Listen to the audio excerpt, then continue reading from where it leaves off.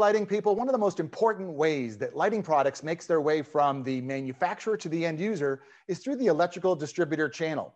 So we thought it would be a good idea to catch up with a company that focuses on manufacturers, agents, and national distributors, regional distributors, as well as independents. David Gordon, president of Channel Marketing Group, is joining us today for 5 big questions. Hello, David. Hello, Al. Thank you for inviting me. Look forward to participating and sharing with you what we see in the electrical industry. And this year, this just happens to represent our 20th anniversary this month. Well, that's awesome. And congratulations on that longevity of providing consulting services to the electrical and lighting industries. And speaking of that, with your focus on those channels and those markets, it also touches on electrical distributor products such as switchgear and pipe and wire, in addition to the lighting products. So from your perspective, how does lighting fit into the whole equation? How important is lighting to the electrical distributor? Lighting is probably one of the 3 most important categories for a distributor, in the sense that the top 3 are switchgear, lighting, and pipe and wire, the commodity side. Lighting as a percent of industry sales is about 15–16%, strictly from a fixture viewpoint. That's total sales. A construction-oriented distributor, it could be 25–35% of their sales. And that's for both project and stock and flow. And when you think about it from a contractor perspective, they usually have 3 buckets that they put products in for bids: lighting, gear, and then the commodity, the rough-ins. Typically, a distributor will get 1 or 2 of those. They'll not get all 3. And many distributors have specialties into the gear specialists as well as lighting specialists. So it's that important of a category. Now, it is an important category, hopefully a more profitable category as well. And when you consider some of the best practices that lighting manufacturers do to support and reach the electrical distributor channel, what are some of those best practices that you see in the industry? We have to almost break it down 2 ways, because you've got the manufacturers who focus on projects and focus more onto new construction. And then you've got the manufacturers that are more into the renovation as well as stock and flow side. So you've got the break there. A lot of the lighting agents focus more on the project side of the business and new construction. Over the past few years, the lighting market has evolved from being more project-oriented and focused on new construction to having much more renovation-oriented, which is typically called the white goods side of the business, which is why you see more and more of the NEMRA type reps, the supply reps, carrying lighting lines. And most of those lighting lines are, quote unquote, the white goods scenarios, stock and flow, as well as renovation projects. So then when you start thinking from how are they being successful, you have to segment it by audience. The lighting agents have had much more of a challenge over the past year, just because we see what's happened on new construction starts, especially the first half of last year because of COVID. And the other thing that's impacted them is delays in projects because of OSHA, on-site social distancing requirements. That has delayed, and as evidenced by your backdrop with the lack of traffic right there in Buckhead, what's happening and what will happen in the commercial market and the hospitality market and the food and beverage market, you know, the restaurants, things like that, is going to have impact. Those agents, those factories are doing a lot of digital marketing. They're doing a lot of what we're doing right now too, with virtual sales calls, because a lot of the people that they call on are all working remotely, or they have restrictions on their organization. So companies have gotten very creative from a digital marketing side. Whereas if you look at the supply agents and the manufacturers who go to market more through distribution, it's a little bit different. They're doing all the social stuff too, the social distancing. They're doing all the digital, and there's been some very creative usage of video and virtual trade shows for a lot of those organizations, as well as a lot tied to social media.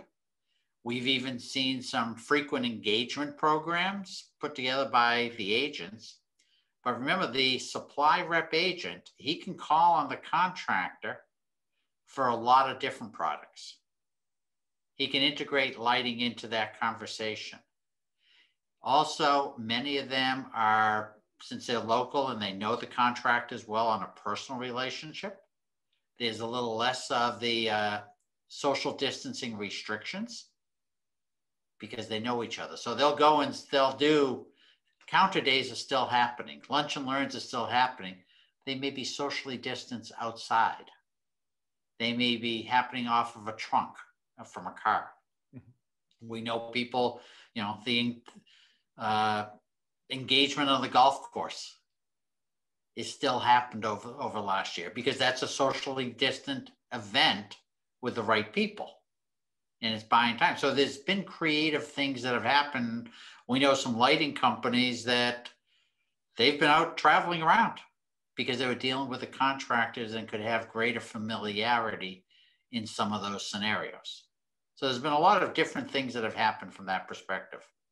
Yeah, for sure. And when you consider some of those things that you just mentioned, as far as the best practices and then some best practices under the COVID-19 new business environment, you mentioned a number of things there. My sense is that those types of lighting companies that were trying to reach lighting specifiers were having more success on social media platforms and some of those things. So can you just, is there any more detail you can provide on some of the social media stuff or other things that you just mentioned, that like examples or other anecdotes as far as how lighting companies or lighting agents or manufacturers are reaching the electrical distributor or contractor channel? Well, when you get into the lighting agent side and the lighting manufacturers, they obviously, as you know, want to get to the specifiers. They want to get to the end users. Video is being worked on very well there. Even Acuity is working with an organization called Industrial Sage that does podcasts, and they're sponsoring there. They're doing a lot of also video because they need to have the quote unquote show and tell.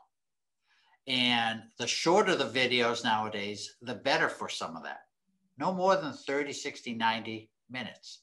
When you get into a lot of the other product categories, and especially more where the agents are doing, we've seen a lot of homemade videos because the agent's brand is a big part of that too in their local market because they're creating demand at that local side, whereas the manufacturer is looking at more the national. Quote unquote, the TikTok type video can have application in the sense of the shortness of it, the creativity of it. Creating that engagement on the social media is not necessarily just feature and benefit. It's getting into application and the nuances of it, of that product itself, to make it come quote unquote real, to create that demand. On the distributor side, we're seeing a lot of virtual training. There's a limit to that though, because on the distributor side, they have work to do too. And they're all getting zoomed out. So we're seeing some manufacturers who are getting creative and having training programs that tie to online quizzes and giving out DoorDash or other reward systems just to create some of that engagement. Yeah, all smart strategies, and yeah, being creative is certainly interesting too with some of those things you mentioned. I feel that customers in less urban territories, whether it's suburbs or rural, are more prone to the in-person meetings, but certainly when you get into some of the densely populated areas, some of those things will definitely come in to be very useful for people in all parts of the channel. When you consider the agents, we've mentioned agents a couple times now and made the we've distinguished between the lighting agent and more the commodities or the NEMRA type agent.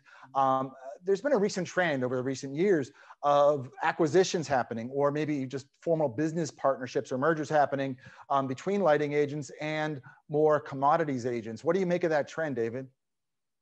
It makes lots of sense. I've spoken to some of the lighting agents who either initiated a merger or made an acquisition, depending upon the terminology they like.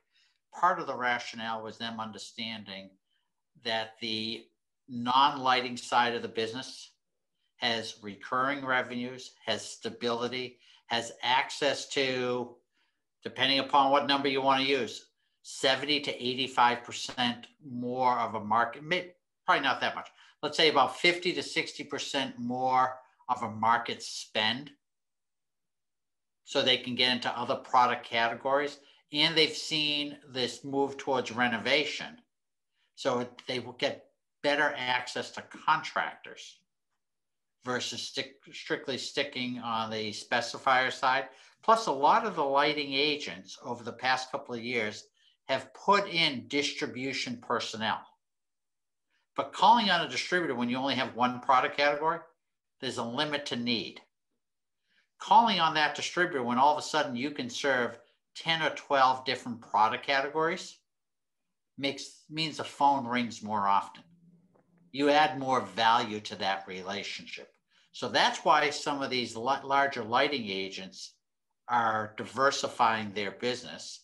They've also seen the NEMRA agents acquire other lines, lighting lines, which is cut into that lighting business.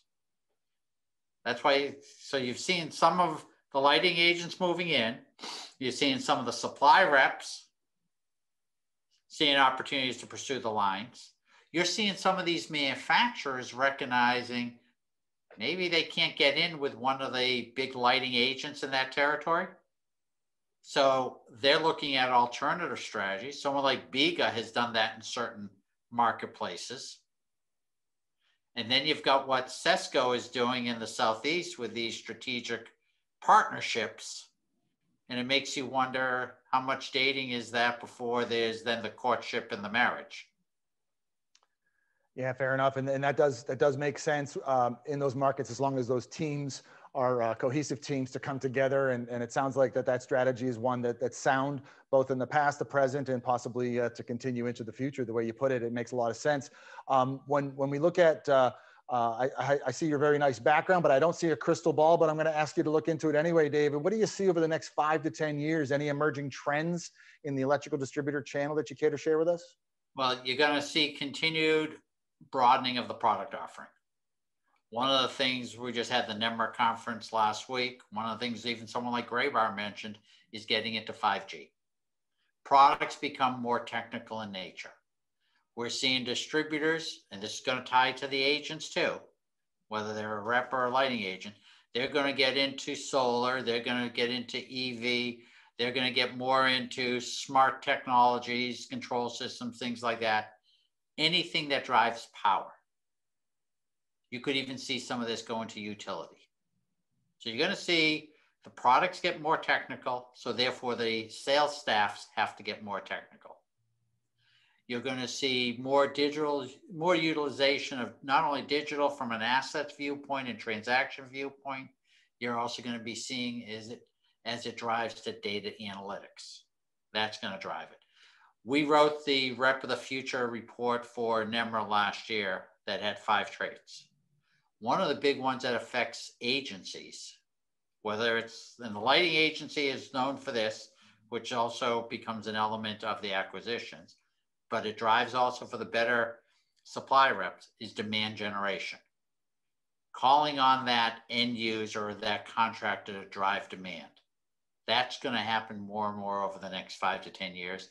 And you're going to see more channel convergence or fragmentation.